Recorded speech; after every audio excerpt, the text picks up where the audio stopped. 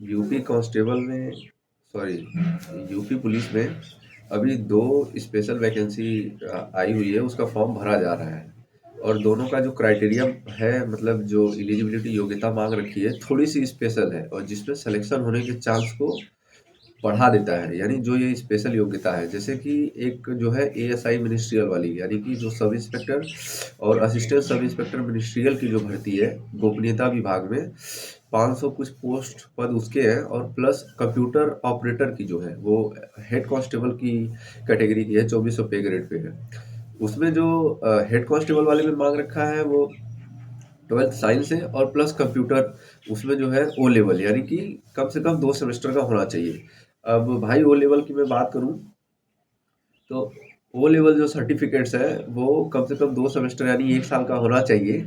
अभी क्या है कि जिनके पास साइंस है और उनके पास ओ लेवल नहीं है, लेकिन वो चाह रहे हैं कि किसी तरह उस फॉर्म को भर लें, क्योंकि उस भर्ती में सिलेक्शन पाने का जो सिलेक्शन का जो रेशियो होगा वो अच्छा होगा, क्योंकि उसमें गिने चुने लोग ही भर पाएंगे।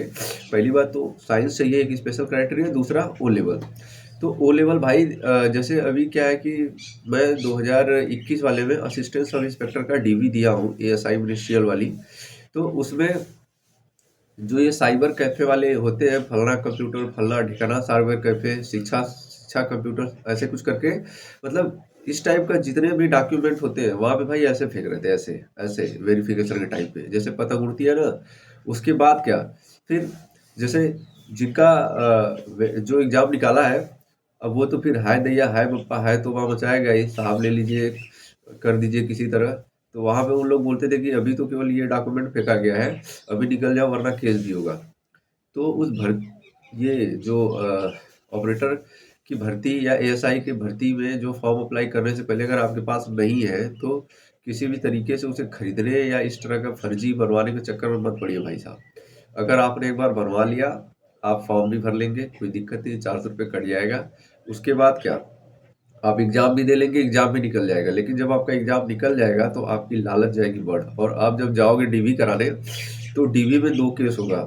या तो ये फर्जी वाले वो पहले ही पहचान लेते हैं, वो चाहते हैं एनएलआईटी से हो, जैसे ऐसे मतलब, या किसी यूनिवर्सिटी वगैरह से हो, जो वैलिड हो, जो अबाइड बाई लॉ हो, यानी कि पार्लियामेंट एक्ट के तहत या फिर राज्य सरकार के विधान परिषद किसी अधिनियम के तहत वो इंस्टीट्यूशन स्टैब्लिश्ड हो। जैसे मेरे पास बीएचयू का था, तो हमें कोई दिक्कत नहीं हो, लेकिन उसके पास भी वो मार्कशीट से नहीं माने।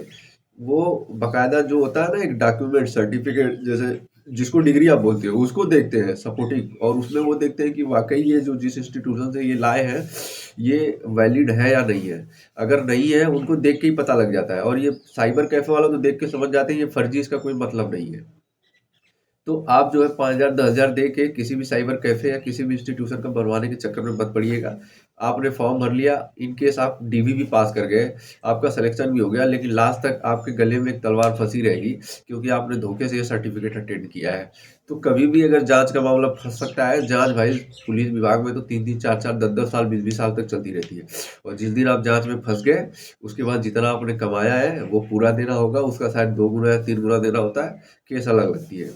तो आपके पास अगर वैलिड डॉक्यूमेंट हो तभी भरना, अन्यथा ये फॉर्म मत भरना है, क्योंकि भर के भी आप हमेशा डर का सामना करोगे। तो वैलिड डॉक्यूमेंट हो तो भरना, वरना भरने का कोई फायदा नहीं है। चलिए, इसी के साथ 2025 का आज आखिरी दिन है।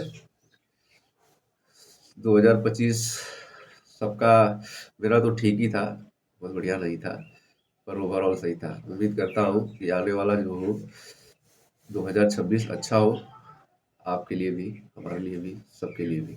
चलिए, थैंक यू सो मच।